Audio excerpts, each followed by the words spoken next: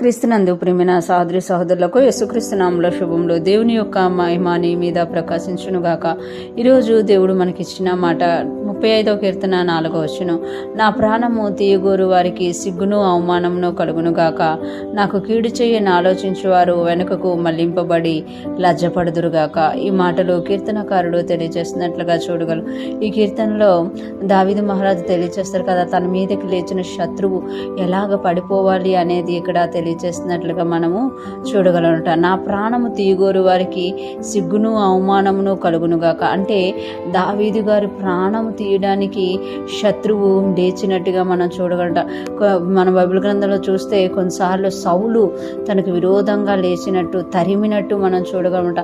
ఇక్కడ సౌలు గారి గురించి రాస్తున్నారా, లేకపోతే ఫిలిస్తీయుల గురించి రాస్తున్నారా తెలియదు, కానీ ఇక్కడ అంటున్నారు కదా, నా ప్రాణము తీయగోరు వారికి సిగ్గును అవమానమును కలుగునుగాక అంటున్నారు. అంటే దావీదు మహారాజు గారి ప్రాణము తీసేటంత శ్రమలో గుండా వెళ్ళినప్పుడు ఆయన దేవుని వైపే చూస్తూ నా ప్రాణం ఎవరైతే తీయాలని ఆలోచిస్తున్నారో వాళ్ళకి సిగ్గు కలగాలి, అవమానం కలగాలి అంటున్నారు, కానీ వాళ్ళు చచ్చిపోవాలి అని ప్రార్థన చేయట్లేదనమాట. ఇక్కడ చూస్తే నా ప్రాణం తీయాలనుకున్న వారు ప్రాణం తీయు ప్రభు అనట్లేదు. వాళ్ళకి నన్ను అందకుండా నన్ను హెచ్చించు, వాళ్ళకి సిగ్గు అవమానం కలిగేటట్టు చెయ్యు అని ఇక్కడ దావీదు మహారాజు గారు తెలియజేస్తున్నారు. అంతేకాకుండా కింద భాగంలో చూస్తే నాకు కీడు చేయని ఆలోచించు వారు వెనుకకు మళ్లింపబడి లజ్జపడుదురుగాక. నాకు కీడు చేయని ఆలోచించువారు అంటే ఎవరైతే దావీదు మహారాజుకి కీడు చేయాలి అనే ఆలోచన కలిగి ఉన్నారో, ఎవరైతే దావీదు మహారాజు కీడు చేస్తారో అని తెలుస్తుందో దావీదు మహారాజుకి, అప్పుడు ఆయన చెప్తున్నారు కదా, నాకు ఎవరైతే కీడు చేయాలని ఆలోచిస్తున్నారో, కీడు చేయడం కాదు ఆలోచిస్తున్నప్పుడే ఇక్కడ చెప్తున్నారు, వెనుకకు మళ్లింపబడి లజ్జపడుదురుగాక. ఎవరైతే నాకు కీడు చేయాలని నా మీదకి వస్తున్నారో వాళ్ళు వెనకకు మళ్లింపబడుదురుగాక, లజ్జపడుదురుగాక.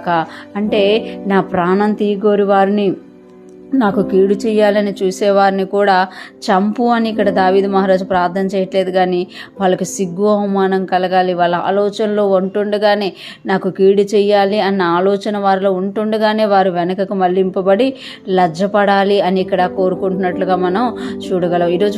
ఈరోజు ఫ్రెష్ మనం వింటున్న ప్రతి ఒక్కరూ కూడా దావీదు గారిలాగే మనము ప్రార్థించే వారిగా ఉండాలి. మనకు విరోధంగా లేస్తున్న ప్రతి మనుషుల్ని, మనకు విరోధంగా ఉన్న ప్రతి దాన్ని మనము అది లజ్జపడేటట్టు, ఆ శత్రువు సిగ్గుపడేటట్టు మనము హెచ్చింపబడాలని ప్రార్థించాలి. ఏ పరిస్థితి గుండా నువ్వు వెళ్తున్నా ఆ పరిస్థితిలో దేవుని యొక్క సన్నిధిని మనము ఆశ్రయించాలి. అంతేకాకుండా మనుషులు మనకు విరోధంగా లేస్తున్నప్పుడు మనము వారు చనిపోవాలి అని కాకుండా వారు సిగ్గుపడాలి, వెనకకు మళ్లింపబడాలి, లజ్జపడాలి, అట్లాగా నన్ను హెచ్చించు అని మనము ప్రార్థించేవారిగా ఉండాలి. దావీదు మహారాజు చేసిన ప్రార్థన ఆలకించి దావీదు మహారాజుకి సహాయం చేసిన దేవుడు ఈరోజు ఎవరైతే తమ పరిస్థితులను బట్టి దేవుని సన్నిధిని వెతుకుతున్నారో, ప్రార్థిస్తున్నారో, వారి జీవితాల్లో కూడా దేవుడు కార్యము చేసి వారి శత్రువులను వెనుకకు మళ్లింపచేసి దేవుడు మిమ్మల్ని హెచ్చించునుగాక.